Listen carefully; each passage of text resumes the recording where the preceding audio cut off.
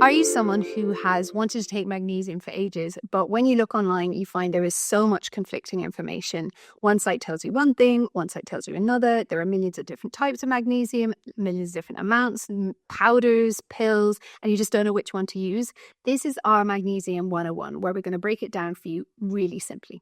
So, Finn, magnesium, basically a complete wonder supplement. It does so many things for our body, and basically every single body needs it at different stages in their life for millions of different reasons. Which is the one that you would recommend to someone to take if they're struggling with sleep? So specifically in this case, I would use magnesium bisglycinate. So magnesium glycinate or bisglycinate, meaning 2 molecules of glycine for every molecule of magnesium. Essentially what that does is that the glycine is the way the transporter essentially molecule to get the magnesium into your system. And once they both get into your system, the magnesium and glycine separate and the glycine goes to work as an inhibitory neurotransmitter. So something that works alongside GABA against glutamate. So glutamate is the excitatory neurotransmitter. This is the calming one, the inhibitory one. So that helps to facilitate that bedtime, snoozy, sleepy, singular focusing. It actually won't make you fall asleep, and it's helpful for focus, memory, and attention during the day. Useful if you have distractibility or ADHD style symptoms. But yeah, specifically the one for sleep. And should people take it in a pill or a powder? Do they take it right before bed, or do they take it in the morning? How does that work? Great question. So I would look at taking, I haven't seen a good powder form of it yet. Pritzmag is a really good brand. Their dosage is 240 milligrams, which is 3 capsules, because glycine's a big molecule. So it's either a horse pill or split the capsules. A lot of people respond well to that dose, 240 milligrams.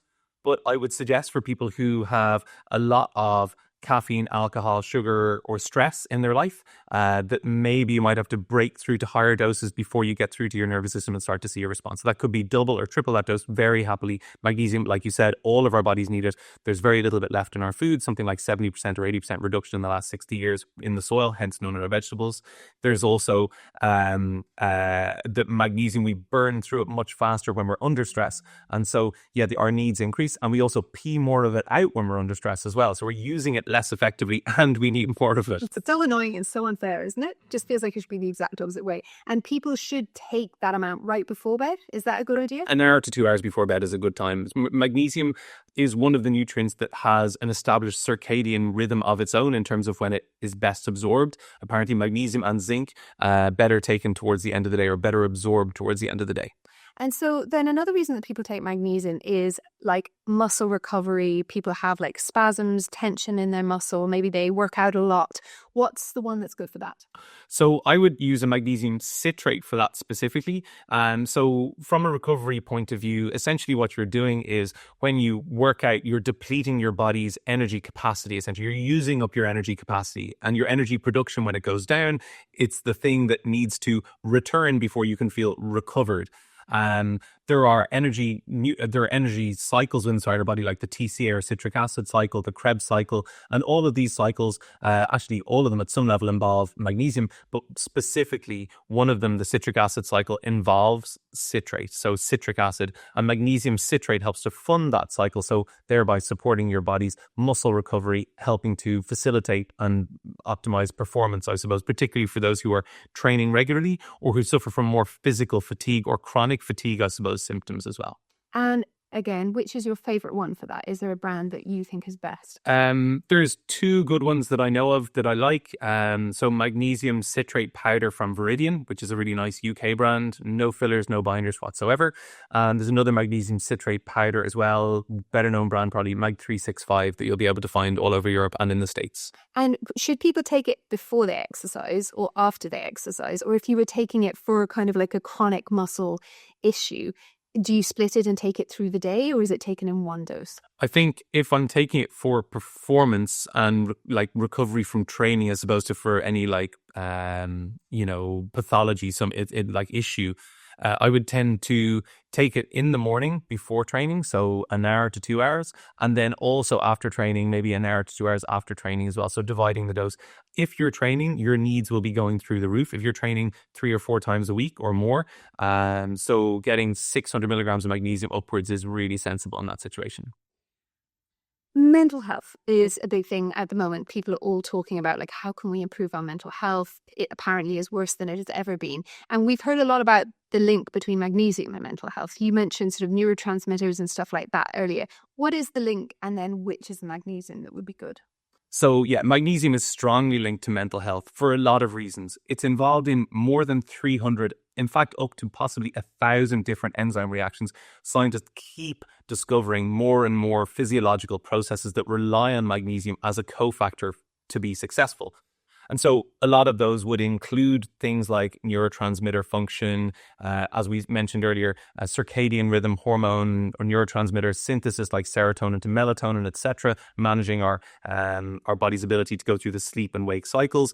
Also, blood sugar regulation, it's heavily involved in insulin metabolism. There's that very famous ad, "You're not yourself when you're hungry."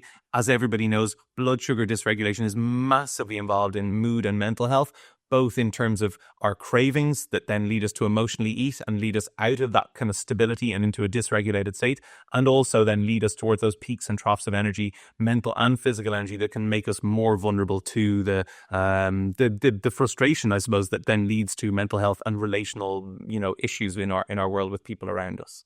So my favorite one for this is probably magnesium taurate. Taurine is a really interesting molecule because it's been used in energy drinks for years, and it really doesn't have a big health food following, if I'm honest. Taurine is not something we talk about an awful lot, but actually under the radar, it's pretty smart. And, Red Bull has some sense to it, I mean, the original Red Bull was amphetamine based, but thank God they changed that and they put taurine in.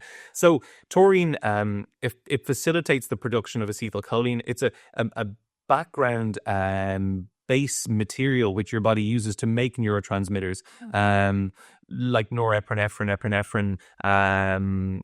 So serotonin as well. I think it relies on taurine. So if we facilitate the production of those types of neurotransmitters, i.e. give the body what it needs, the body is then best placed to manage and make its own processes, facilitating like the acetylcholine production, all of these really important neurotransmitters that, help us to feel good during the day, help us to feel calm, help us to feel less reactive, and also help us to have, sustained energy that is kind of curves at the right time. And so we have like nice peaking energy in the middle of the day, and we get to sleep really nicely at the end of the day.